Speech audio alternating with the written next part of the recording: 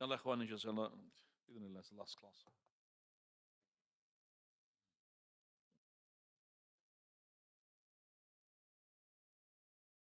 بسم الله الرحمن الرحيم الحمد لله رب العالمين والصلاة والسلام على أشرف المرسلين وعلى آله وصحبه أجمعين وعلى من تبع هداهم إلى يوم الدين. Tonight is 27th of Rabee Al-Thani 1445, 10th of November 2023. And I believe, Ahmed, we're on the 21st meeting of the Furqan. Yes. Correct. Jazakallah khairan. Spotlight me, please. طيب, coming to the last class of the fiqh of the food, and we will be discussing now al-aqiqah. Then the second part of this class will be questions and answers. So, we have finished, alhamdulillah, the udhiyah last time, and we're going to the aqiqah. What does the word means, aqiqah? Aqiqah is pronounced like this, aqiqah, which is the slaughtering that is to be done when the person is born. So when the child is born, this aqiqah will be slaughtered for him. And the aqiqah is the word originally from the word aq, and aq means shaq, to make a split or to make a cut.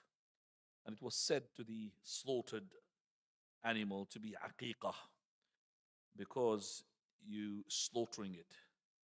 And also the hair that comes out from the head of the child, whether when it comes out from the mother of his, the womb of his mother, when it comes out, and that hair which is on his head, whether it's from the people or from the animals, also, that is the word aqiqah for that hair. We don't make the plural of aqiqah is to be as in uquq. Uquq means being undutiful. Aqiqah aqqa al-walid means he has, or the walidain, he was undutiful to his parents, which is not the word which is meant here.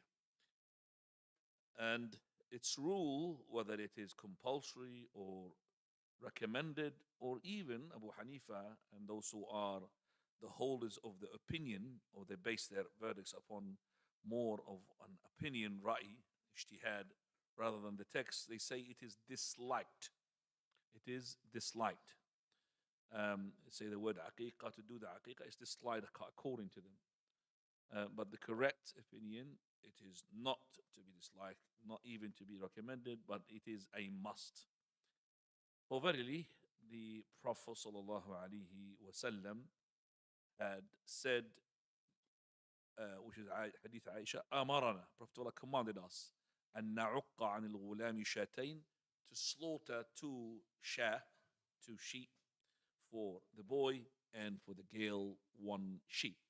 So this is a command from the Prophet ﷺ. Not only that, he said from Al-Hasan and Samurah, the Prophet ﷺ, he said, كل غلام مرتهن بعقيقته. Every boy who is born is to be linked or hooked or being ransomed by his aqiqah. So his aqiqah is like something that you need to do it in order to set him free. مرتهن بعقيقته. And that hadith also tells us it is compulsory. So the correct opinion, it is aqiqah is compulsory upon the person who is in charge of the family. And usually it is the case, the father of the child. So it has to be from the money of the father. Okay? So it is the one who's in charge. If it's not the father, it could be the father is not there, the mother will be there. Let's say the father is dead. So he has to take that aqiqah from the money of the father and the mother, not from the money of the child. He hasn't got money, but let's say that he has had presents and money from other people. It is not from his money. It is from the money of the parents or the one who is in charge of that child. And the person, if he wants to do it on behalf of the father, let's say, or the person who is in charge, he has to take his permission. Otherwise, it will not be accepted. So let's say, for example, this father, he has older sons. And one of the sons had made the aqiqah on behalf of his brother, while his father is there without taking his consent. Then he has to do another aqiqah, because the aqiqah will be only taken from the person who is in charge. That is, in this case, the father. So the son, if he wants to make it and be dutiful to his father and help him to do the aqiqah, no problem, but he has to take permission. Father, I want to do the aqiqah on behalf of my brother who's born. No problem about that.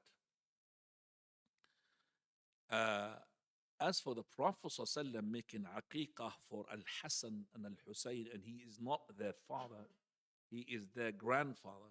He is the maternal grandfather. He is the father of their mother, which is Fatima, because has a number of explanation, number of interpretation. Could be with the permission of Ali radiallahu anhu, because the expenses of Al-Hassan al-Hussein is upon the Prophet himself, not upon the parents, and that is Ali and Fatima. May Allah be pleased with them. And also it could be that because the Prophet is a special case where he is awla bil mu'minina min anfusihim, is more of responsible of the believer than themselves responsible of themselves. You understand what I just said? Awla bil mu'minina min anfusihim. He is more responsible to make up for the Muslims, like when he slaughtered his udhiyah. He said, "This is for me and for my ummah, for my ummah." So he, the Prophet of Allah, taken on board to take the aqiqah of Al-Hasan al-Hussein. But it cannot be the case on other cases. So the father cannot be, for example, bypassed by the grandfather, except with his permission. Also, there's something as well special about Al-Hasan al-Hussein's aqiqah, because the Prophet of Allah, he commanded us to do 2 sheep for the male, 1 sheep for the female, whereas he had made a sheep for each on Al-Hasan and Al-Hussein. So the Prophet ﷺ, he had slaughtered 1 sheep for Al-Hasan, where he said 2 sheep for a boy, and Al-Hussein 1 sheep, where he said again it is 2 sheep for the male. We have to synchronize by looking at the qawa'id, the principles, that al-qawlu muqaddamun ala al-fi'l. The saying is got more priority than the action. So the Prophet ﷺ said something, did something which is different than what he said. We do not make the saying clashes with the action, but we say that the action, it has to be for a reason. So the saying takes priority, because the action, you see, it is only seen by particular people, whereas the saying is for the whole of the ummah. When the Prophet says something, he is to be addressing the whole of the ummah. I'll give you an example to make sure that you understand this. Prophet of Allah, he said, "Do not face the Qibla when you urinate or defecate, nor turn your back to the Qibla when you do so." Yet, Abdullah ibn Umar, when he climbed on the house of Hafsa, his sister, which is the wife of the Prophet ﷺ, he saw the Prophet of Allah when he was relieving himself, and that is when they have taken toilets inside their houses, where his back was to the Qibla and he was facing Bilad al-Sham. So he saw this and he had conveyed it to us. We say, well, we leave that to Abdullah ibn Umar. That means he saw it. That's, an action. But this action is limited to whom he had seen it. Whereas the saying of the Prophet of Allah, "Do not turn or put your back towards the Qibla when you defecate, you urinate," is addressing the whole of the ummah. And we do not say, for example, well, if you are inside the walls, then it is no problem. Whereas if you are in the open space, and then there's a problem. There's no such thing. You could use detail. There's no proof for that. Prophet Allah said, "Do not face, turn your back to the Qibla." He didn't say if you are in an open space like a desert, or if you are in a wall, no problem. Between 2 walls, no problem. He didn't say that. So we don't have to clash the saying with the actions. We just say that the sayings always takes precedence over the actions. And that is a principle to learn it all the time. Saying of the Prophet of Allah takes and overrules anything that is with his actions. As I said, we have lots of ahadith. Prophet of Allah, he said, "La tuwasilu." Do not join the day with the day when you fast. So when you fast the day and you want to follow the fast day, the following day, you cannot join. That means you have to eat somehow to break between the 2 days. Yet the Prophet of Allah, from his actions, he made muwasala. And that's a specialty for him. Prophet of Allah don't make wisal, but he himself did wisal in Ramadan. The last of Ramadan, he did wisal. And that is, as I said, is a specialty for the Prophet of Allah, because he said that Allah gives me the food and gives me the drink, where it is not the case for you. Now also, you need to know that what is required here is the sheep, not anything else. So it's not rabbits or chickens, nor it is even cows or camels. So cows and camels, that is in the udhiyah, but not in the aqiqah. Aqiqah is the sheep. And if they use the black sheep, is called sheep, yes, shia, which is. So you can take it from the black ones or the white ones, sheep or the goats, no problem. It's called shia, but not the camels, not the cows. And of course, you have a difference among the scholars regarding this issue. It is recommended to make aqiqah upon yourself if you found out that your parents did not make aqiqah on you. So if your parents did not make aqiqah on you because maybe you're a revert, or you are a Muslim from a Muslim family, but your Muslim family did not make aqiqah, regardless of the reason, then it is recommended, because the Prophet ﷺ, he made aqiqah on himself when he was sent as a prophet. That means when he was 40 years old. This hadith in Silsila Sahiha 2726 of Shaykh Al-Albani rahimahullah. So the haqiqah, a person to do it in himself when he gets older. Now the haqiqah, as we said, it is compulsory. The person might say, I'm not financially capable. If he's financially capable of borrowing money, let him do so, because the aqiqah doesn't cost that money. If he's really poor, there's no aqiqah required. But I don't think the person these days will be poor, to pay 120 pounds for a sheep. 2 sheep will be 240.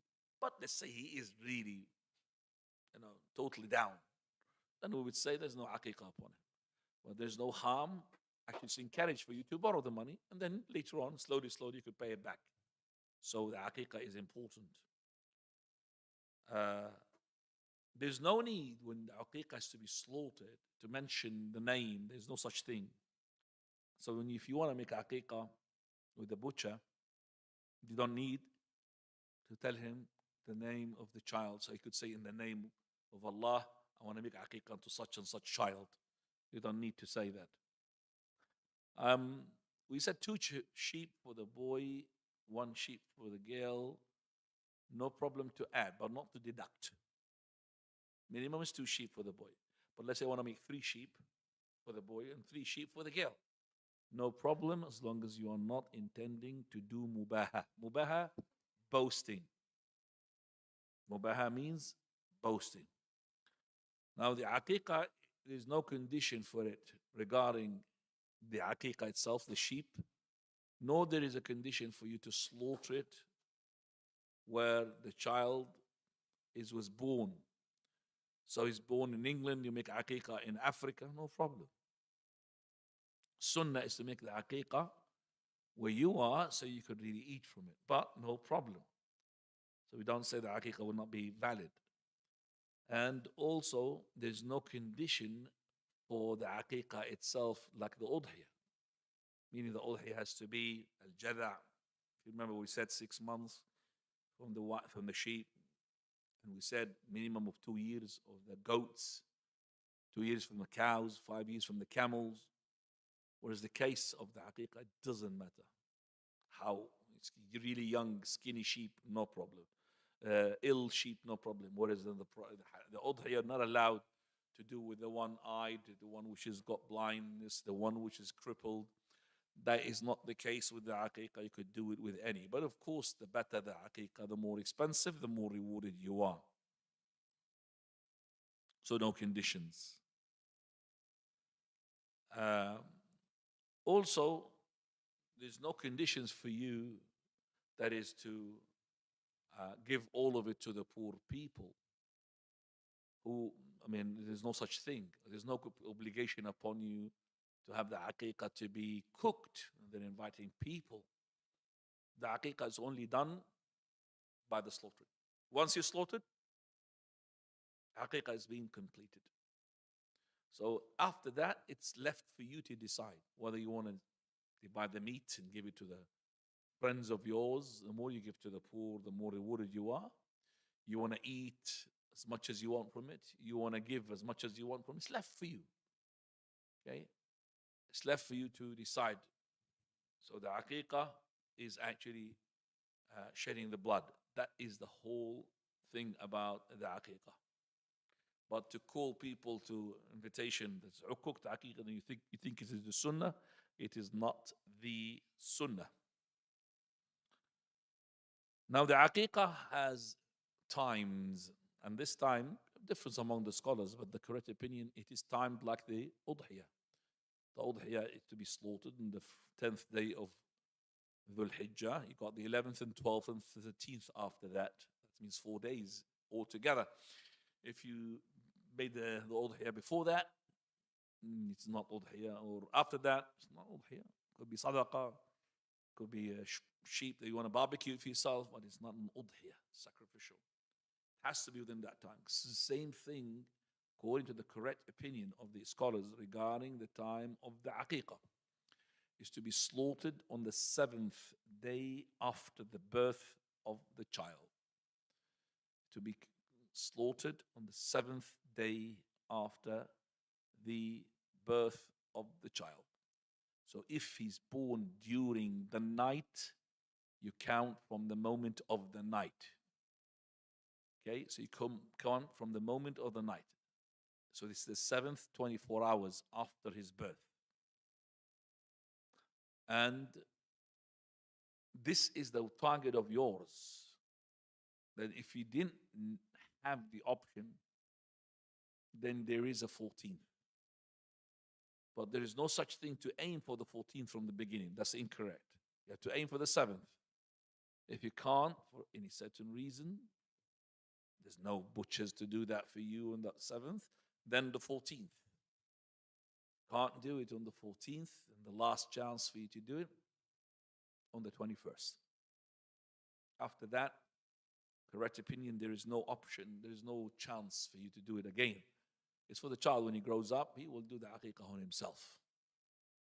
That is the case. But for you to do the aqiqah in any day, then what is the point of the Prophet of Allah had timed this aqiqah to be the 7th or the 14th or the 21st? If any day is okay, and there is no need for the Prophet of Allah to specify the 7th, then if you can't, the 14th, then if you can't, the 21st.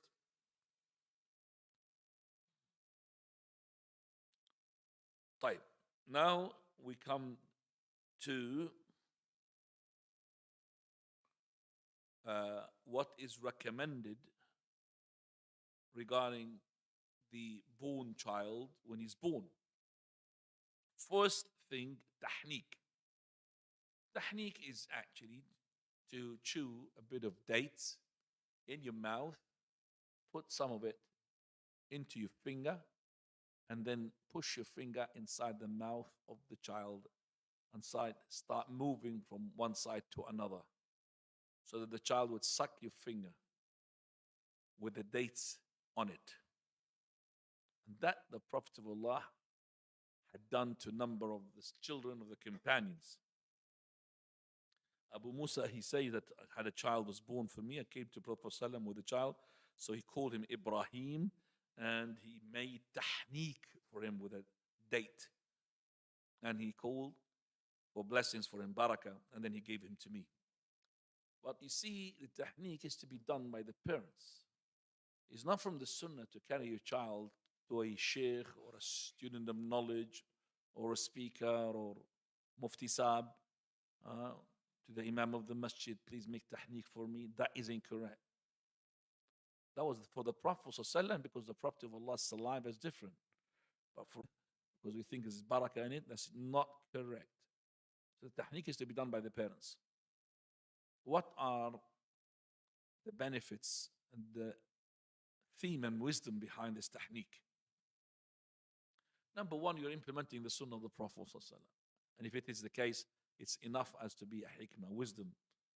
I'm just following the Prophet of Allah. And if it is, his name is war. There is even in Arabic, harb, war. This is not good names.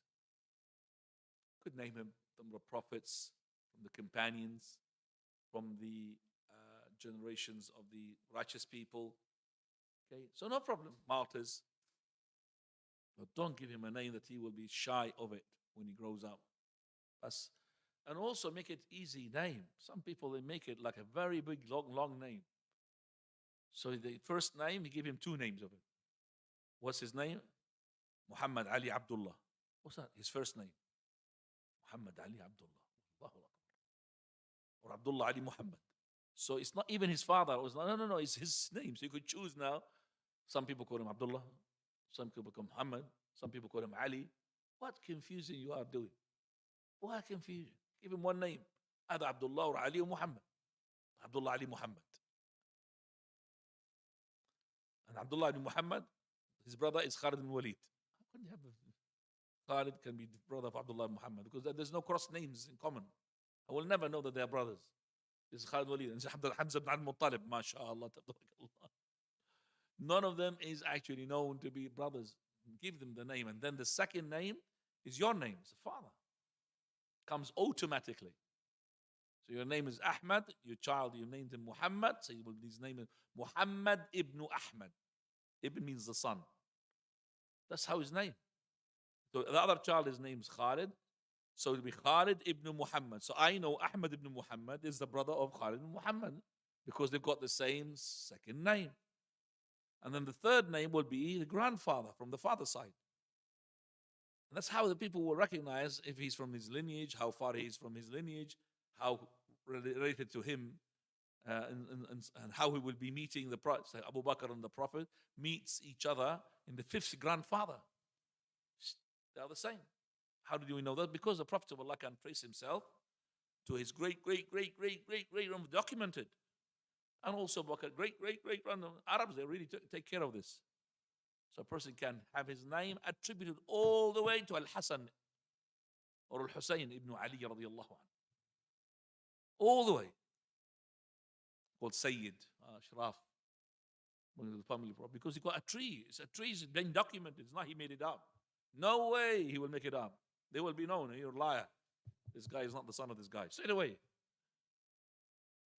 It's more documented than even in the registry. They will know who you are, belong to, which family.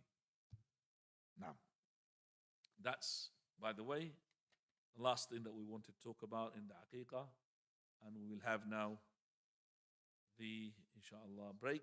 And then we'll take for 10 minutes. And then up to 9 o'clock, we will have questions. Please prepare your questions. Second part is it. And inshallah, they will be starting from next month. We are thinking about a topic. And I would like to discuss it with you as well, inshallah.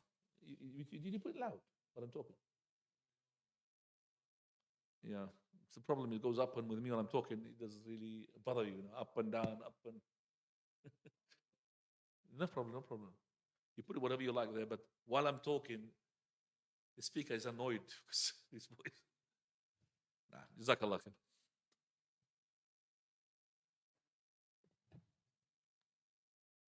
Did you fix the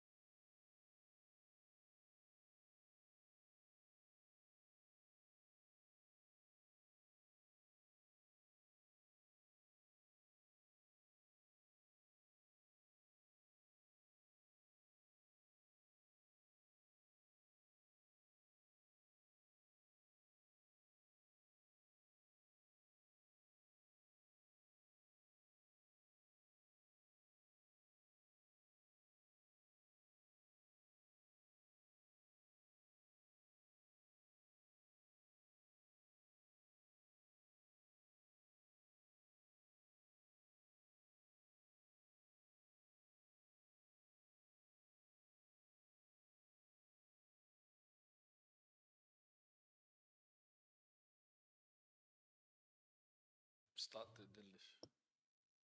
Can we just make that down? Before we start the class, can we just consult with you what is the best topic to discuss as to, yeah, just a bit, yeah. So we got topic at hand is to talk about the history of the sects as a topic, history of the sects. I don't know if you are okay with that or not. That is the three classes. Um, or could talk, for example, about things to do with the Aqidah. So Al-Qawa'id Al-Arba'a, for example, four principles. Or could talk about the introduction of Kitab al-Salah, Sheikh Al-Albani. And you don't need as well to cross my topic with the other teachers' topics as well. So I'm giving you this before we start, inshallah. Next month is going to be the first class of Sunday. So let's start now, inshallah, the topic for tonight. Alhamdulillah wa salatu wassalamu ala rasulillah wa ala alihi wa sahbihi wa mawala. So we left it now for you, inshallah, to ask questions, regardless of the question, whether it is in the topic, that is the food chapter, or previous chapters that we have discussed, or anything that to do with the deen that you want to have a enlightenment. Unless I don't have an answer, I will say Allah Ta'ala alam. So if you have any questions, please go ahead. Jazakumullah khairan. Barakallah fikum. Tfaddal.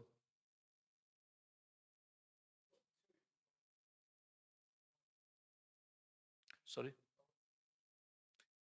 And just say the question, inshallah, and then don't be greedy from the first time. Naam.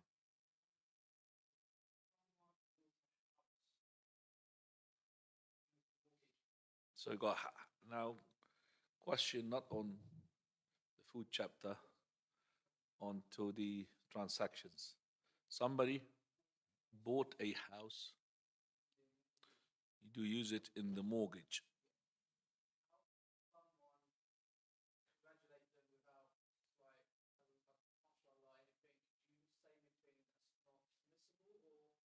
So somebody bought a house, Muslim, and is giving it to another Muslim to what? To purchase it?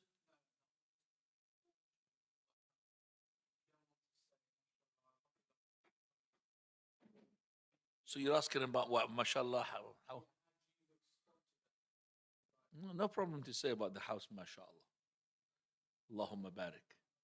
But you need to tell the person that the house is being purchased through a process which will entail they're going to be haram into it. It is the haram which is that he's going to be paying back to the bank much more than the house what is worth through the time. He would pay, well in the thousands, at the time. So that is the riba. But don't say the whole house is riba. It's not the whole house. It's part of the house is riba, not all of it. Most of it is halal.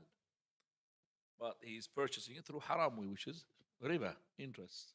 He's borrowing money from the bank, and he has to pay the bank much more than he had borrowed, according to the APR. So no problem to congratulate him for the house, but to say to him, don't make this house is your grave, is your fire in the grave in the hereafter. Be careful. Now, second question, تفضل. تفضل.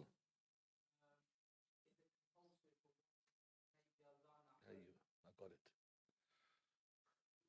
Alhamdulillah. Huh? Is it compulsory to make the adhan at home?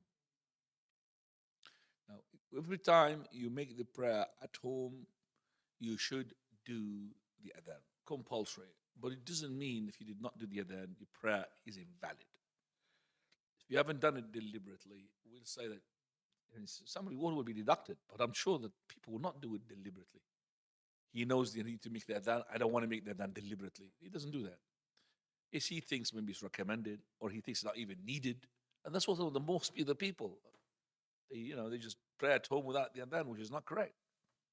And the adhan here is in the house. It's not to go on top of the roof and call the neighbors for the adhan. It's the adhan inside your house for the prayer. Even if you go to the mosque, and even if you live in a Muslim country where the masjid is next to you, and his megaphone speaker is into your house, okay, that adhan is for your prayer, not for their prayer in the masjid. You have to make your adhan inside your house for your own prayer. The adhan which is outside is not adhan for you. نعم. تفضل.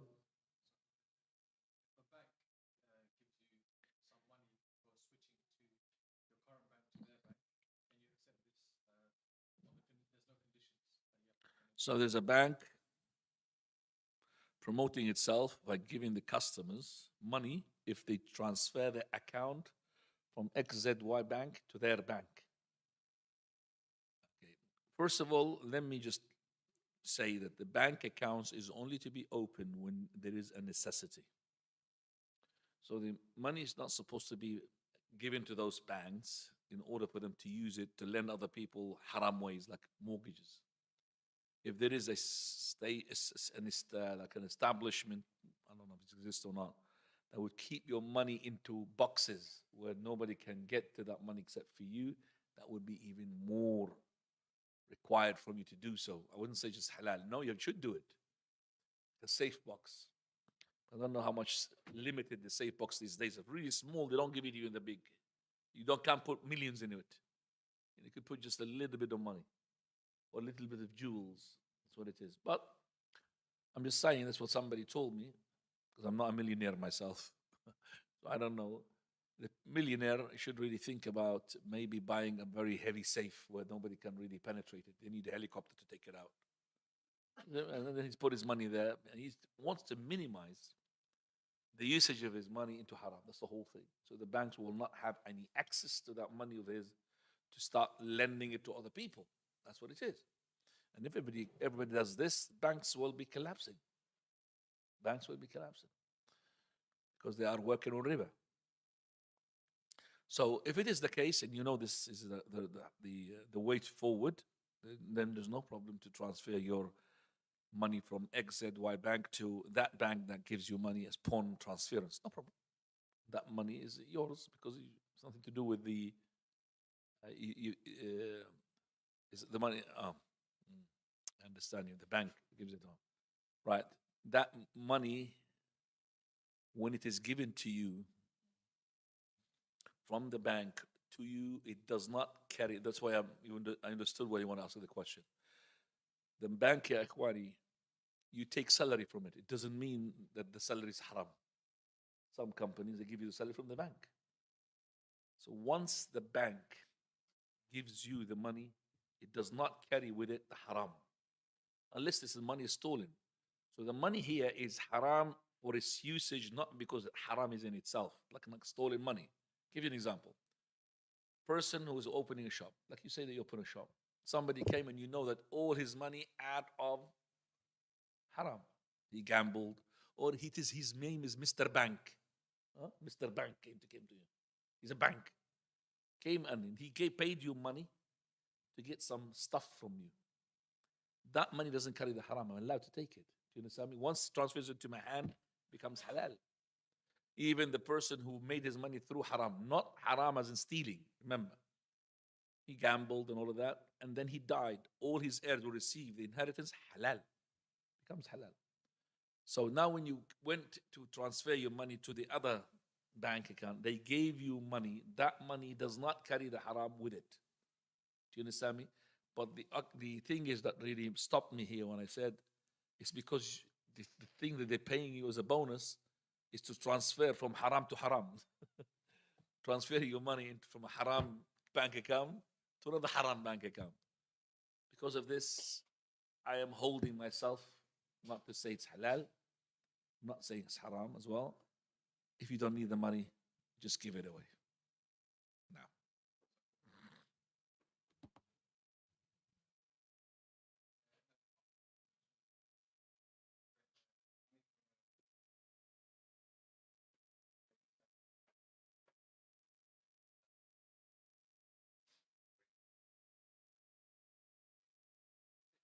No zakah on rental. No zakah on rental. So you have a house, or you're renting it to somebody else. There's no zakah on that rent that you receive. No zakah on the rent. No zakah on that place or the premises that you're renting. Zakah is on the savings. The savings, whatever you save. If you don't say saved in this 1 year past, whatever is in the saving, that's the one that you pay the zakah. It has to reach the threshold, which is equivalent to 85 grams of 24 carats of gold. These days, about 5,000 almost.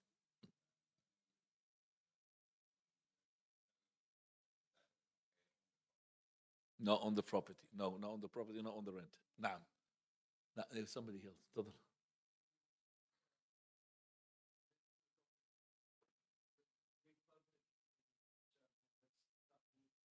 تحنيك, yes. Is there any names? No, there's no names. Tahniq is the word. Another one, halq al-ras, which is shaving of the head. There's no such one word for it. Halq al-ras. And the aqiqah is for the seventh. The aqiqah is called. نعم. تفضل. Oh, yes.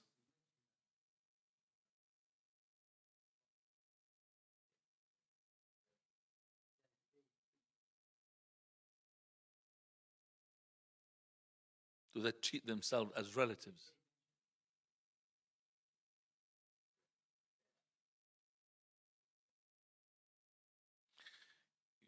They are relatives from the fifth grandfather.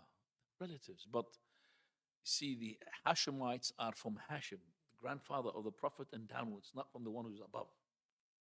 Do you understand that? Yeah. Huh?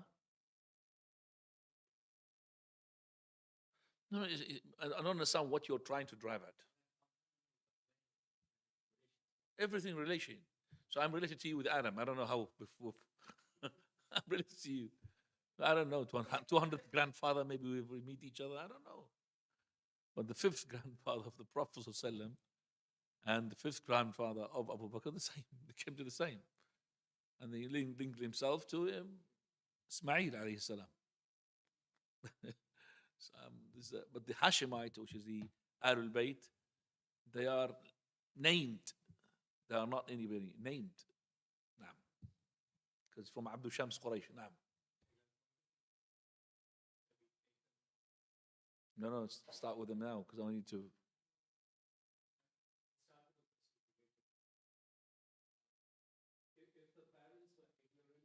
You need to.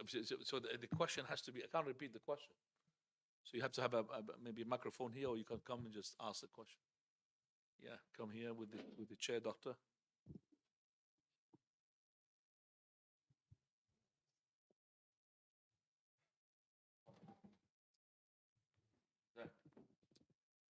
If the parents were ignorant and missed the 7th, 15th, and the 21st day for the Aqiqah because they did not know it is obligatory, do we leave the Aqiqah to the child to grow up? That's a very good question. If we treat the dates of the Aqiqah like the dates of the Udhiyah, then you will know that I cannot, after the passage or the passing of the fourth day, that is the first day of the Eid, the following 3 days, which is 4 days now, if I pass that and I was ignorant, no scholar on the face of the earth will tell you, okay, it doesn't matter, make it on the 10th day of the Hijjah, sorry, the 20th day, just 10 days after the Udhiyah, inshallah it will suffice. No scholar will do that. It's like Prophet said, Hajj Arafah. Hajj is Arafah. You have to make Arafah on the day of Arafah. So if you missed Arafah, no scholar would say to you, well, missed it by ignorance. Okay, tomorrow, which is not the day of Arafah, go to Arafah and that's it. Nobody will tell you that. So I'm not saying to leave it to the child, but you are exempted from the sin if you didn't know. But you will be sinned if you had the option to know. You had the opportunity to know, but you didn't know. You don't want to know. You will be sinned for that. But if you were ignorant, you didn't know about this, you didn't have any chance to ask about it, then there is no sin upon you. You thought it's recommended, it's not compulsory, no sin upon you. And there is no need to go and do it because the aqiqah is already finished. And I'm saying this is with very huge ikhtilaf, difference among the scholars. And as I said, if there is no date, what's the point of the Prophet of Allah saying 7th and 14th, the 21st? What's the point? There's a point there when you mention 7th, can't, 14th, can't, 21st. Anybody can do it any day. The hadith is useless. So no, you don't need to do aqiqah. What will a grown-up individual do if his aqiqah was not done and his parents are alive? Does he need to get permission in that case? I don't know why the word permission propped in here. I said the permission, Ikhwani, to slaughter the aqiqah on behalf of the child when he's 7 or 14 or 21st, not the father who's direct and not the mother who's direct. So he's not going to be this different brother, different son. He has to have the consent from the one who is directly in charge of making the aqiqah on that child. But once the child days had passed, the 7th, the 14th, the 21st, I don't know why do you need to have the permission, okay? So the person who grows up, is that the question, yeah? When he grows up, he could make haqiqah on himself. He doesn't go and need permission from his father. No, he doesn't. Because his father's region of slaughtering is finished. That period of time is finished now. So he's not got any responsibility on him to slaughter because he didn't know, or maybe deliberately didn't want to do, didn't want to learn. As he sinned, now it becomes the child's responsibility to make aqiqah on himself, but it is not compulsory. It is not compulsory. We have lots of companions who embrace Islam, and we're 100% sure that their parents did not make the aqiqah on them. None of them that have been narrated for us, Abu Umar al-Khattab or Abu Bakr radiallahu anhu, that he started making aqiqah on himself. What is the ruling for aqiqah or cutting hair, etc., if the baby is premature? That is born before time. The child, regardless when he is born, his days counts from the day he is born. Let's say normally is the case when he's 9 months old. So when he's born 7 months, we don't say minus 60. Following day, minus 59. Following day, minus 58. He's counted the first day from the day he's born, regardless, premature, no mature, immature. From the day he's born, we count the days. We don't say that he's born in the minus. No. I think this question relates to the shaving of the hair. Silver is worthless. Is it okay to donate extra or only the exact amount? You could donate as much as you want. The whole thing is, the idea is to do the sunnah of the Prophet. That's to weigh the hair. Weighing the hair is an action to be done. Okay, so weighing the hair is to be done, the action. The action is like you are caring about the hair, you're collecting it, and you're taking it to the weighing machine or taking it to the goldsmith to weigh it for you. That's an action, which is sunnah in itself. More than the sunnah, which is on top of that, how much is equivalent, that weight of the hair to the silver. And then from the silver, you're going to give money. You're not going to give silver. Nobody takes silver. It's your money because silver, you're going to give pieces of silver. And the silver, as I said, is cheap now, 70 pence a gram. You mentioned about this, but there's a question related to that timing. So if the child is born on Jummah, when is the aqiqah? When he's born on Jummah, when is he born on Jummah? Was he born at the beginning of the Jummah, in the night of the Jummah, at the end of the Jummah? So Jummah starts from the night before the Jummah and ends on the sunset of the Jummah. So if he is born, let's say the sunset as at 4 o'clock. Sunset is at 4 o'clock. So if he's born 5 o'clock, then he's born on the night of what? Sept. The night of what? Sept. So he is to have the slaughtering at any time before the 5 o'clock of a sept kicks in the following week. That's the 7th day. So from 5 o'clock, the Jumu'ah night, to the following day, the 24 hours, that's the 7th day. If he's born at 4 o'clock, just before the sunset, just before the sunset, which is the Jumu'ah. So he's got up to and including the Jumu'ah, the 4 o'clock. Because if you said Al-Khamis, it's going to be 6 days, it's not going to be 7 days. Because the Jumu'ah has been all of it full. So we have to be, so from the 5 o'clock, the Jumu'ah, 4 o'clock on the Jumu'ah, which is just about before entering to the Sabt, we will go to the 24 hours before that 4 o'clock. And that's how the 7th day. Okay? Now, so 7th, 24 hours before. Because you could be born during the day, during the night. Sheikh, this was a question posted by a brother who used to attend the classes.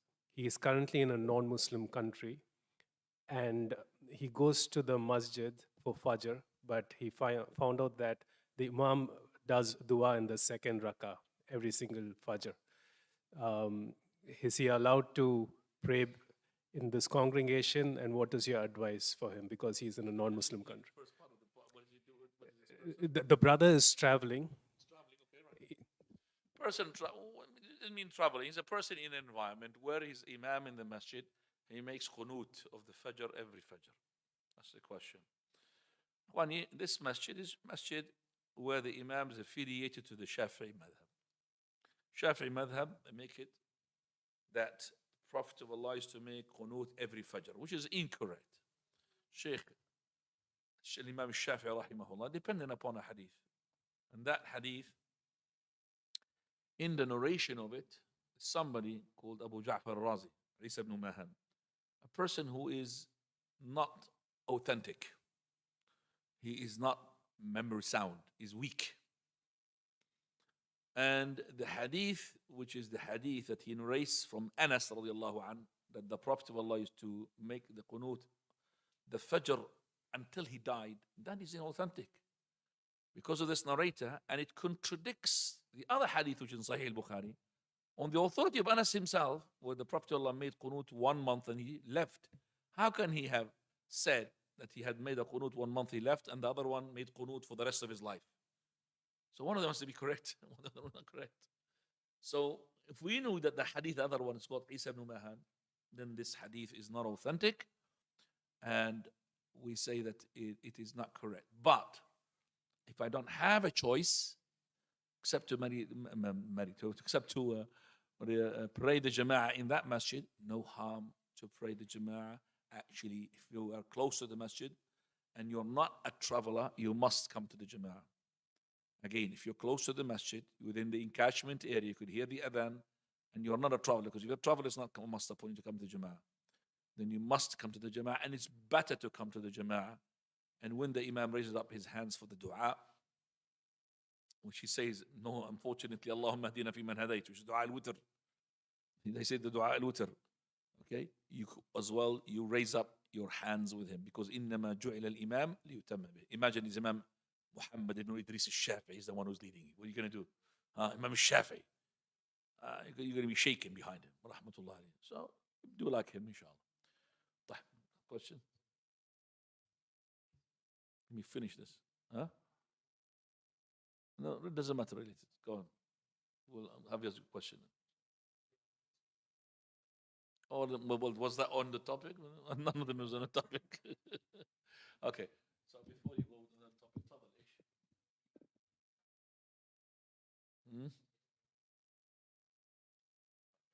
topic, the Imam what? You do with what the Imam does. I don't think the Imam would make dua with his hands down. Huh? This Imam Shafi'i? Hanafi, he does in Fajr dua. He's not Hanafi, Sheikh. There's no Hanafi does dua al-qunut in the Fajr. No way. He's messed up, this Imam. He doesn't know Shafi'i or Hanafi. No way. Hanafi, they don't make dua in the Fajr. 100%. You're confused. Maybe Qunut al-Nawazil, but not Qunut al-Fajr. Qunut al-Fajr, only the Shafi'i madhab. Naam. But anyway, we do what the Imam does. As long he does things that is within the difference among the scholars. Meaning, if here's this person, the dua, he made an Imam and he started doing like this. I'm not going to follow him do. So either he raised up his hands or he did not raise up his hands. Now, Um, is the wudu broken if a person vapes? Vapes, smoking. Yes. if no, the vape does not break the wudu. Vape is smoking, yeah. Breaks the fast. People in India and Pakistan sacrifice black colored goats in the name of sadaqah. Is this practice acceptable? For what? They do it? For sadaqah, they Why spread. black goat? Not white goat. The question specifies black Yeah. goat. Well, I don't know the tradition or the ritual that you're talking about when you said black goat. So if that is a ritual connected to something to do with black or something, it's not acceptable. That's not a sadaqah. But if it is that most of the goats that they are there, they're black, and they are no, they're not black. So what is it with the black? Why? It's linked to a cultural. It's not allowed. Don't. It's not sadaqah. It becomes like, it's almost like it's a dhabiha for the sake of not Allah Azza wa Jal. Be careful. Can we eat food given by Ahmadiyya or Qadiani, even if they claim that the meat is from a halal butcher? دع ما يريبك إلى ما لا يريب. Leave what you're in doubt to what you're in doubt. So the Qadianis, don't call them Ahmadis. That's the first answer. Don't call them Ahmadis. This is, I don't know, subhanAllah, they fooled Muslims only recently. This word Ahmadi, we never had it except recently. Because the word Qadiani is the one which is correct. This person who had made this jama'ah is called Mirza Ghulam Qadian, from Qadian. There's no Ahmad in his name. There's no, if he just put Ahmad there, shoved it in. But he hasn't got Ahmad. So when you say Ahmadi, they can, well, oh, we've got Madhab Ja'fari, Madhab Ahmadi, Madhab Shafi'i. It's not Madhab. This is another deen. And any person who believes in the Qadianis in every single bits of their deen, he's not a Muslim. But we don't say every Qadiani is not a Muslim. You have to watch out with this. Because the Qadianis, they say, La ilaha illallah Muhammadur Rasulullah. But if he knows what is Qadiani religion and he believes in the principle of their Aqidah, he's a disbeliever. Definitely. But not every Qadiani he believes in everything because he doesn't know. Because he could be a person who's a layman, doesn't know. Is it permissible to pray sunnah prayers with the intention of just praying a sunnah? Or do we need to specify the intention like Salatul Tawbah?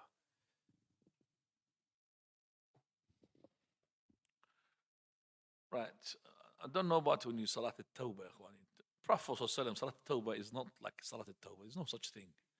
That when the person makes his wudu, perfects it, and he prays 2 rak'ah, these are 2 rak'ah, they call it Salat al-Tawbah.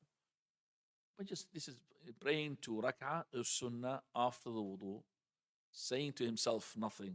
He only thinks about the prayer. All his previous sins will be forgiven. So when you pray a particular sunnah, like say praying sunnah al-Dhahr al-Qabliyah, 2 sunnah before dhuhr. So you have to know that you're doing 2 sunnah before dhuhr. It's not the thing that I have to say the words, I am praying 2 rak'ah sunnah before dhuhr. That's not correct.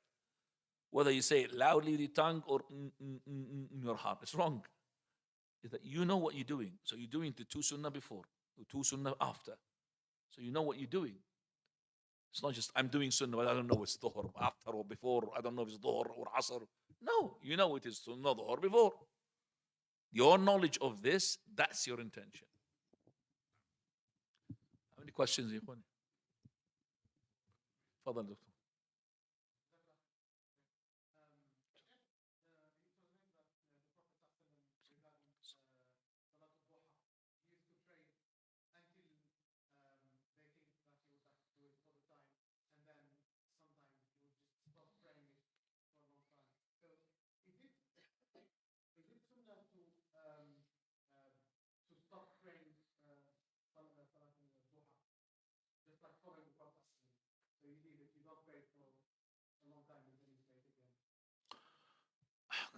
So the Prophet ﷺ is being narrated from him that he did not pray Salat al-Duha, or he prayed it 2 rak'ah, or prayed it 8 rak'ah, like when he went to when he opened Mecca, regained Mecca. Or he had said, he who prays 4, he would such and such. Who prays 8, such and such. He who prayed 12 rak'ah, Allah will give him such and such palace in the Jannah. If I alternate like this, is this the Sunnah? I would say it is the Sunnah to alternate. And there is no limitation, according to the correct opinion, there's ikhtilaf, that there is no limitation of how many rak'ah is Salat al-Duha. Some say it's 2, could be 2. Some say it's 4, could be 4. Some say it's 6, could be 6, could be 8, could be 12. It could be any number. And that's the correct opinion, any number. No, but you have just said, if I don't pray. Now, when we say the Prophet did not pray, that's, we call it negation, ilm al-nafi.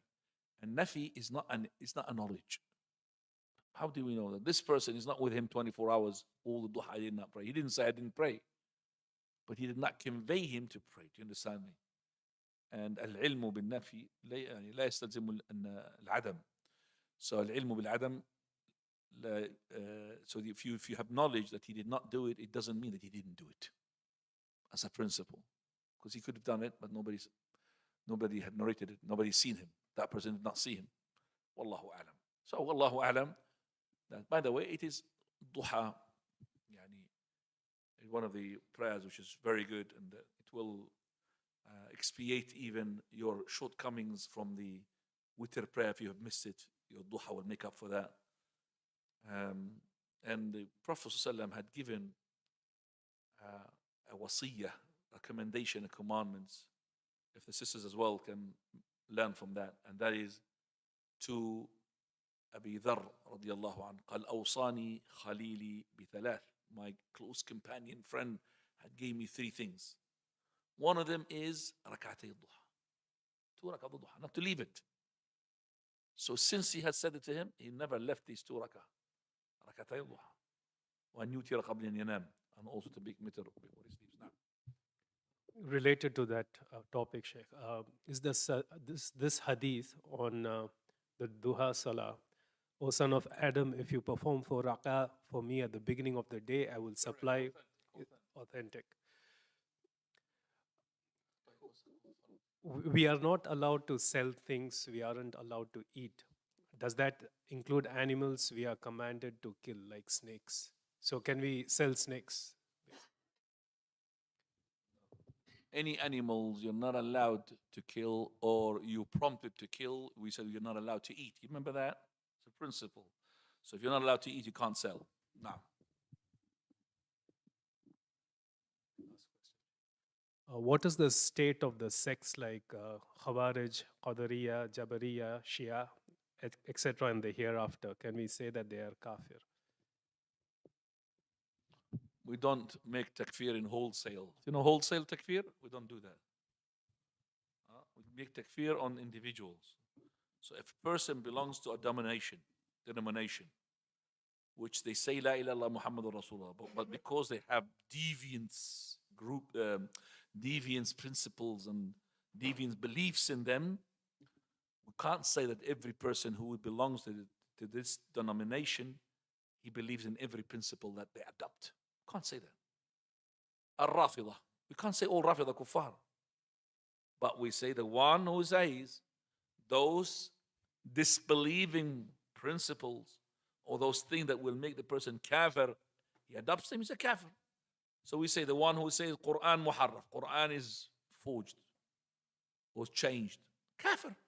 The one who says Aisha radiallahu anha wa ardaha, she is not innocent from what she's been accused with, he's a kafir. Because this is mentioned in the Quran. He doesn't believe in the Quran. Okay? So the one who says that all the companions are kuffar, kafir. But is that every person who belongs to that al-Ithnay Ashariya, the 12 sects, 12 imams should say, they are believing in what I just said? No, some of them, they don't know anything about it. No, Quran is not muharraf. No. So some of them, but very few, but still I can't make takfir in wholesale. Now, wallahu ta'ala. So some of the sects that you have mentioned there, they say La ilaha illallah Muhammadur Rasulullah. Any other question, Ikhwani, from here? You've asked so many questions, mashallah. Any questions here? No? Last question with the brother.